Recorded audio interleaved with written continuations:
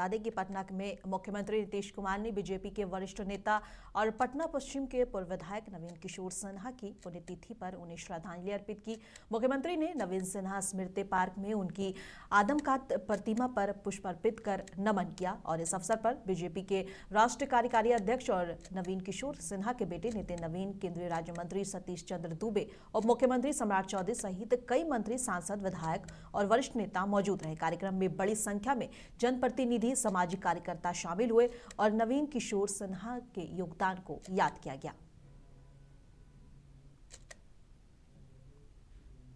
और पटना के शास्त्री नगर स्थित नवीन सिंह पार्क में आज बीजेपी के राष्ट्रीय कार्यकारी अध्यक्ष नितिन नवीन के पिता, वरिष्ठ बीजेपी नेता स्वर्गीय नवीन कुमार सिन्हा की 20वीं पुण्यतिथि मनाई गई। इस मौके पर बिहार के मुख्यमंत्री नीतीश कुमार कार्यक्रम में शामिल हुए और नवीन कुमार सिन्हा को श्रद्धांजलि अर्पित की। कार्यक्रम में बिहार के गृह मंत्री सम्राट चौधरी, बीजेपी के प्रदेश अध्यक्ष सहित कई मंत्री और वरिष्ठ नेता भी मौजूद रहे और सबने पुष्पांजलि अर्पित कर उन्हें श्रद्धांजलि दी और उनके योगदान को याद किया। अपने राजनीतिक जीवन में जिस प्रकार से तपस्या से संगठन को सींचने में, अपने व्यवहार से कार्यकर्ताओं से पारिवारिक संबंध बनाया, समाज में उनके विकास के लिए, समाज के उत्थान के लिए जो उन्होंने अपने नेतृत्व में उस समय जो काम किया, उसका संचरण हम सब के लिए अनुकरणीय रहा है। और मैं उनके पुत्र के रूप में यही कह सकता हूं कि उनका जो राजनीतिक सफर रहा, समाज में सर्वसुलभ रहना, समाज के साथ जुड़कर काम करना और हर व्यक्ति को अपने परिवार बोध से जोड़ना, मैं ये मानता हूं कि उनके उस गुण को मैं अपने अंदर प्रयास करता हूं कि मैं भी आत्मसात करूं और आज के दिन उनको नमन कर रहा हूं। बस इतना ही कहूंगा, जिस प्रकार का सपना उन्होंने बिहार के लिए देखा था, लगातार बिहार में उस प्रकार के विकास की योजनाओं को एनडीए सरकार बढ़ा रही है। और बिहार के मुख्यमंत्री नीतीश कुमार के बेटे निशांत कुमार को लेकर एक बार फिर सियासी हलचल तेज हो गई है। पटना में जगह जगह निशांत कुमार के पोस्टर लगाए गए हैं, जिनके जरिए उनसे राजनीति में आगे आने की मांग की जा रही है। बताया जा रहा है कि ये पोस्टर छात्र जेडीयू की तरफ से लगाए गए हैं। इन पर मुख्यमंत्री नीतीश कुमार की तस्वीर के साथ साथ नए साल की शुभकामनाएं भी छपी हुई हैं। इतना ही नहीं, शायरी के लहजे में ये बात लिखी गई है कि बिहार की जनता नीतीश कुमार को राजनीति में देखना चाहती है।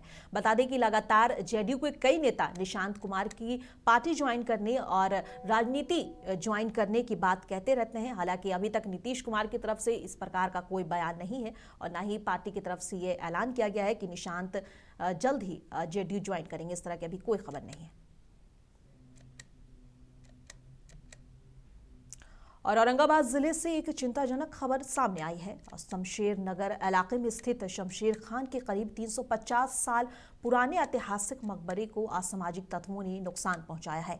घटना की जानकारी मिलते ही आसपास के ग्रामीण मौके पर पहुंचे और दाऊद नगर थाना को सूचना दी। मकबरे की सुरक्षा में तैनात गार्ड ने भी तुरंत विभागीय अधिकारियों को इसकी जानकारी दी है। इसके बाद अधिकारी मौके पर पहुंचे, क्षतिग्रस्त मकबरे का निरीक्षण किया गया और सुरक्षा के लिए मकबरे के सभी दरवाजे फिलहाल के लिए सील कर दिए गए हैं। गार्ड के बयान के आधार पर दाऊद नगर थाना में मामला दर्ज किया गया है और एसडीपीओ अशोक कुमार दास ने बताया है कि आरोपियों की पहचान कर उन्हें जल्द गिरफ्तार कर लिया जाएगा।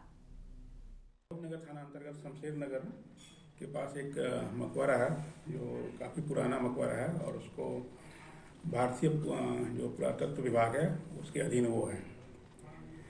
ये हम लोग को 24 दिसंबर की रात्रि में मतलब एक सूचना मिली कि वहाँ पे कुछ असामाजिक तत्वों के द्वारा तोड़फोड़ कर दी गई है।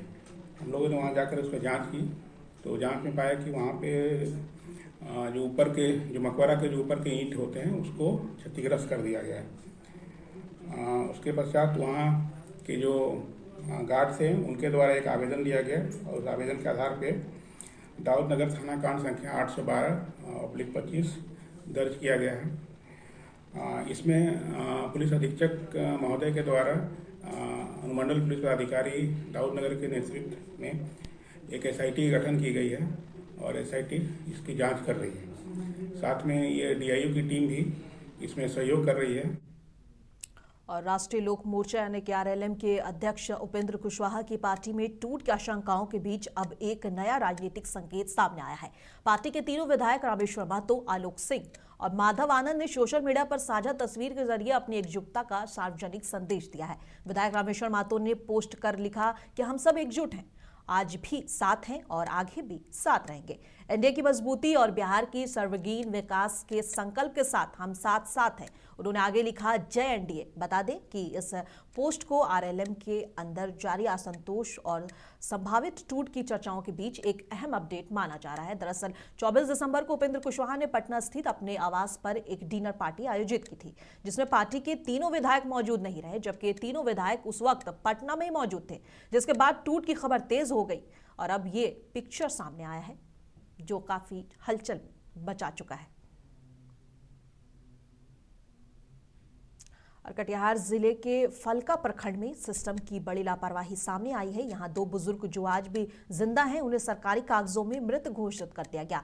इनका नतीजा ये हुआ कि पिछले कई महीनों से दोनों को पेंशन नहीं मिल रही है और वे दाने दाने को मोहताज है। बंगवा गांव के 70 वर्षीय धनिया देवी और रहटा पंचायत के 68 वर्षीय दशरथ मुनि अपनी पहचान साबित करने के लिए दर दर भटक रहे हैं। बुजुर्गों का कहना है कि कई बार मुखिया और प्रखंड कार्यकालय में गुहार लगाई, लेकिन कोई सुनवाई नहीं हुई। सिस्टम की इस लापरवाही ने बुजुर्गों की जिंदगी को मुश्किल बना दिया है और प्रशासन की संवेदनशील पर गंभीर सवाल खड़े कर रहे हैं।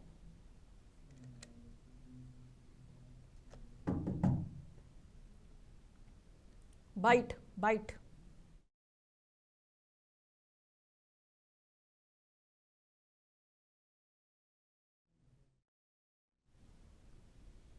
और बता दें कि समस्तीपुर जिले के विद्यापति नगर प्रखंड में नए साल के स्वागत को लेकर तैयारियां तेज हो गई है। प्रखंड के कई इलाकों में आयोजन किए जा रहे, खासकर नवनिर्मित बढ़ौना पार्क में पहली बार नववर्ष समारोह मनाया जाएगा। 1 जनवरी को बढ़ौना पार्क का उद्घाटन किया जाएगा और इसके बाद इसे आम लोगों के लिए खोल दिया जाएगा। पार्क का रंग बिरंगी लाइटों, फूलों, झूलों और मीना बाजार से सजाया गया है। यहाँ खेल प्रतियोगिताएं और सांस्कृतिक कार्यक्रम भी होंगे, जिसमें स्थानीय कलाकार अपनी प्रस्तुति देंगे। यहाँ पार्क हाई स्कूल खेल मैदान के पास स्थित है और इसका निर्माण मनरेगा ग्राम निधि और पंचायत निधि ने किया गया है। मुखिया लाल बाबू दास ने बताया कि पार्क में बच्चों और युवाओं और बुजुर्गों के लिए आधुनिक सुविधाएं उपलब्ध कराई गई हैं और विभिन्न तरह के कार्यक्रम का आयोजन किया गया है। इसमें बच्चे का ख्याल रखते हुए झूला का प्रबंध है। झूला विभिन्न प्रकार के 5-6 प्रकार के झूला है। इसमें लोग आएंगे और मनोरंजन की दृष्टि से अपने पूरे परिवार के साथ आएंगे और झूले का आनंद लेंगे। खाने पीने का विभिन्न तरह की व्यवस्थाएं हैं। बास्केटबॉल है, बैडमिंटन है। उसके बाद महिला फुटबॉल टीम का मैच का आयोजन है। महिला फुटबॉल टीम दलसिंहसराय और बेगूसराय के बीच में। उसके बाद जो है मीडिया 11 और बढ़ौना 11 के बीच क्रिकेट का मैच है। उसके बाद एक हम लोग मनोरंजन की दृष्टि से फिशिंग का व्यवस्था किए हैं। आप 50 रुपया दीजिए, 1 घंटा में विभिन्न तरह के यहाँ फिश छोड़े जाएंगे। ये जो सामने तालाब देख रहे हैं, इसमें 50 रुपया दीजिए, 1 घंटा में जितना आप आनंद ले सकते हैं मनोरंजन की दृष्टि से। और फिश को पकड़िए, यहाँ बनाने का व्यवस्था है, बना के खाइए। बिहार के सहरसा जिले में निगरानी विभाग ने भ्रष्टाचार के खिलाफ बड़ी कार्रवाई की है। सेल टैक्स कार्यालय में काम करने वाले एक चतुर्थ वर्गीय कर्मचारी को 75,000 रुपये की रिश्वत लेते हुए रंगे हाथ गिरफ्तार किया गया है। ये कार्रवाई सिमरी बख्तियारपुर थाना क्षेत्र के एक ढाबे पर की गई। आरोपी कर्मचारी शंकर कुमार पर आरोप है कि उसने टायर व्यवसायी सराजुल हुदा में बैंक अकाउंट के सेटलमेंट के बदले रिश्वत मांगी थी। पीड़ित व्यवसायी ने इस मामले की शिकायत निगरानी विभाग में की थी। जांच के बाद निगरानी की टीम ने जाल बिछाया और घूस लेते समय आरोपी को पकड़ लिया। निगरानी विभाग की उपाधीक्षक पवन कुमार ने बताया कि इस मामले में संयुक्त आयुक्त की भूमिका की भी जांच की जा रही है। आरोपी को आगे की कार्रवाई के लिए निगरानी कोर्ट में पेश किया गया है।